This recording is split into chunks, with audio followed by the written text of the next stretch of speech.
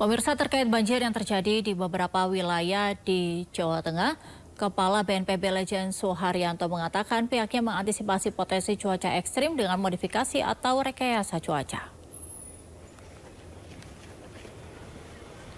Hal tersebut dikatakan Legend Suharyanto saat meninjau banjir di Kabupaten Kendal, Jawa Tengah bersama Bupati Dito Ganinduto.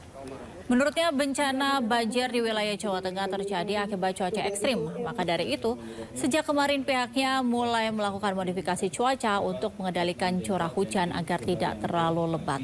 Kita berkomunikasi, berkoordinasi dengan Forkopimda. Ini menjadi amal di Jawa Tengah sendiri kita gelar teknologi modifikasi cuaca. Sudah mulai dari kemarin, mudah-mudahan dengan teknologi modifikasi cuaca ini curah hujan juga segera bisa kita kendalikan. Ya pemirsa, bagaimana update penanganan jebolnya tanggul di Grobogan, Jawa Tengah? Kita sudah terhubung bersama Kepala Pusat Data dan Teknologi Informasi BNPB, Abdul Buhari. Selamat sore, Pak Abdul. Selamat sore, Mbak Angelika. Ya, Pak Abdul, kita melihat banjir di Grobogan ini tampak begitu parah. Seperti apa sebenarnya perkembangan dari situasi terkini di sana, Pak Abdul? Ya, untuk Grobogan memang hasil kaji cepat kita sementara di lapangan, di BPBD, BNPB, untuk tinggi air di beberapa tempat memang lebih tinggi daripada kejadian Februari lalu ya. Dan kita masih terus waspada karena untuk prediksi cuaca ekstrim sendiri masih akan menerus hingga akhir minggu. Untuk itu BNPB melakukan teknologi modifikasi cuaca karena kalaupun tanggul ini sementara kita perbaiki, tentu saja tidak akan optimal jika debit air dari hulu masih tetap besar. Jadi ini yang menjadi prioritas kita di 3-4 hari ke depan. Untuk intensitas hujan kita kurangi dulu. Kita sudah berjalan operasi teknologi modifikasi cuaca ini hari kedua dan alhamdulillah untuk Semarang Raya dan sekitarnya hari ini tidak turun hujan. Kita akan tetap optimalkan sampai dengan penanganan banjir baik itu di Grobogan dan di Demak ya. Demak juga tadi malam pukul 1 dini hari juga jebol kembali titik yang sama dengan titik jebolnya tanggul 3 minggu yang lalu yang sepertinya sudah diperbaiki oleh PUPR, tetapi mungkin pemadatan tanah untuk tanggulnya belum terlalu sempurna, sedangkan kemudian debit volume air yang turun lebih besar. Nah ini juga menjadi perhatian kita akan coba optimalkan dulu mengurangi intensitas hujannya sambil berjalan infrastruktur keairan yang jebol ini rusak ini kita perbaiki, Mbak Angelika. Baik. Ya Pak Abdul tadi sampaikan tinggi air yang saat ini itu lebih tinggi daripada Februari lalu. Lantas apa yang menyebabkan hal itu terjadi? Apa hanya karena curah hujan saja atau ada faktor lain, Pak? Ya, kalau untuk yang Februari kemarin sebenarnya itu pola curah hujan monsun normal ya, hanya dipengaruhi oleh beberapa gelombang ekuatorial, gelombang atmosfer. Sedangkan yang minggu ini itu ada fenomena Madden-Julian Oscillation. Gampangnya Madden-Julian Oscillation ini adalah rangkaian awan-awan hujan dengan massa air sangat besar yang bergerak itu dari sebelah timur Afrika, kemudian melintasi Samudra Hindia, sampai di barat Indonesia minggu lalu yang menyebabkan banjir besar di 12 kabupaten kota Sumatera Barat, kemudian terus ke Indonesia bagian tengah minggu ini yang menyebabkan juga kondisi bencana hidrometeorologi banjir tanah longsor di bagian besar Jawa Tengah, Jawa Timur, dan Kalimantan. Dan minggu depan ini akan sampai di Indonesia Timur. Jadi kita masih harus waspada 3 minggu ini.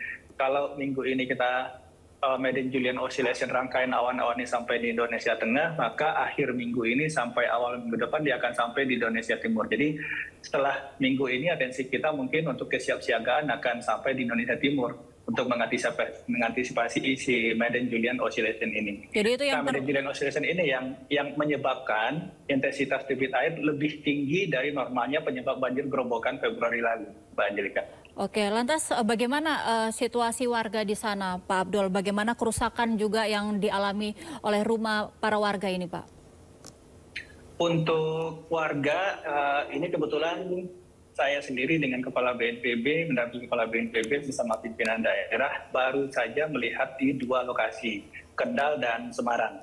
bersama tadi Bupati Kendal dan Wali Kota Semarang. Besok kita akan cek lagi ke Demak, Grobogan, Pati, Jepara, dan Kudus. Kudus juga cukup signifikan. Ada total 6 korban jiwa meskipun tidak langsung terkena banjir ya. Ada yang tersengat listrik dan seterusnya. Ini juga akan kita cek. Tetapi di 2 titik Kendal dan Semarang ini untuk kebutuhan pengungsi terpenuhi dengan baik. Artinya untuk logistik permakanan itu terpenuhi dengan baik, apakah itu oleh pemerintah kabupaten kota, didukung pemerintah provinsi, dan juga BNPB juga sudah menggeser logistik dalam jumlah yang cukup signifikan. Untuk yang Kudus, Demak, Pati, Jepara, besok kita akan pastikan. Tapi sejauh ini laporan dari Kepala BPBD Provinsi, untuk logistik dasar permakanan itu masih teratasi dengan baik, Mbak Angelika. Baik, lantas Pak Abdul, dari data yang dihimpun oleh BNPB, berapa wilayah dan berapa total jumlah warga yang terdampak, Pak? Untuk jumlah warga terdampak sebenarnya cukup signifikan ya. Di tiap-tiap kabupaten kota itu lebih dari 20.000 jiwa. Tetapi sebagian besar dari mereka ini tidak mengungsi di titik pengungsian. Ada di beberapa titik pengungsian memanfaatkan masjid dan seterusnya, tetapi masih tetap menggunakan rumah mereka. Jadi masjid digunakan untuk tempat berkumpul sementara, distribusi logistik dari dapur umum, begitu logistik dari dapur umum sudah diambil, didapatkan, mereka kembali ke rumah masing-masing. Tapi tetap kami dari BNPB sudah menggeser logistik tenda-tenda pengungsi sekiranya diperlukan. Termasuk juga tenda-tenda keluarga, jadi buat masyarakat yang mungkin tidak mau meninggalkan rumahnya dengan alasan apakah itu keamanan dan seterusnya, itu bisa mendirikan tenda sekiranya itu memungkinkan di sekitar rumah masing-masing. Termasuk juga matras, velbet, tempat tidur yang ada jarak dengan tanah, sehingga ini bisa dimanfaatkan pada kondisi-kondisi tanggap darurat ini setidaknya sampai air surut oleh masyarakat, Mbak Angelika. Oke, tidak ada korban jiwa ya Pak dalam peristiwanya atau mungkin ada korban luka dan lain sebagainya Pak? Secara rekap saya bisa sampaikan itu untuk Pekalongan minggu yang terjadi beberapa hari lalu itu ada 2 korban jiwa. Kemudian di Kudus per hari ini kita menerima ada 6 korban jiwa tetapi tidak langsung akibat banjirnya. Jadi ada 3 orang siswa sekolah dasar yang main sewaktu banjir, kemudian tersengat listrik, dan ada beberapa lain yang terseret sewaktu bermain dan seterusnya. Jadi untuk korban jiwa 2 di Pekalongan secara kumulatif, ada 6 di Kudus. Itu yang kita catat hingga hari ini. Oke, lantas bagaimana Pak ini upaya untuk pembangunan kembali tanggul di Grobogan ini supaya bisa lebih kokoh lagi dan tidak ada jebol lagi begitu jika ada curah hujan tinggi di wilayah situ? Untuk tanggul yang akan kita fokuskan, kalau di Grobogan kan berlokasi titik tanggul jebol itu ada di pemukiman ya, ini menjadi prioritas. Tapi yang lebih urgent untuk kita lakukan dalam waktu dekat ini adalah tanggul yang jebol di Demak. Karena jebolnya tanggul di Demak ini juga memutus pantura antara jalur Demak Kudus. Okay. Nah ini harus kita segera selesaikan karena tentu saja kalau jalur pantura Demak Kudus ini putus, arus barang, arus logistik dari timur ke barat atau sebaliknya itu akan terganggu. Ini masih bulan Ramadan dan kita harapkan bisa segera selesai supaya tidak mengganggu arus barang dari baik dari timur maupun ke barat atau sebaliknya. Oh jadi tanggul ini berkesinambungan ya Pak dari Demak sampai ke Grobogan? Yang paling signifikan dalam debit air yang memutus saat ini pantura itu tanggul yang jebol di Demak. Persis sama dengan titik yang jebol 3 minggu yang lalu. Oke, baik itu yang kini sedang dilakukan upaya untuk pembangunan kembali. Itu yang kita prioritaskan, benar. Oke, lantas selain modifikasi cuaca, apakah ada hal lain atau upaya lain yang dilakukan oleh pihak terkait Pak? Iya, untuk sementara memang yang kita fokuskan untuk mengurangi sumber debit airnya dulu.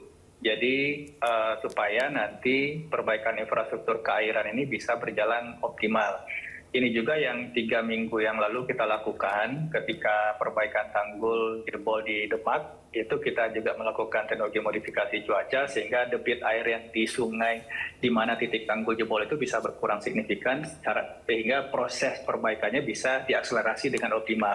Itu akan kita ulang lagi, kita akan coba, yang pasti tentu saja dengan harapan kali ini mungkin dengan bantuan teknologi yang bisa mempercepat perbaikan tanggul itu kita harapkan karena proses secara cuacanya pun Madden Julian Oscillation ini kita harapkan sudah habis di akhir Maret sehingga kita harapkan nanti di awal April sudah selesai. Baik, terima kasih banyak Pak Abdul Mohari, Kepala Pusat Data dan Teknologi Informasi BNPB atas waktunya. Tentu kita harapkan banjir di sana segera surut dan kebutuhan pengungsi terpenuhi.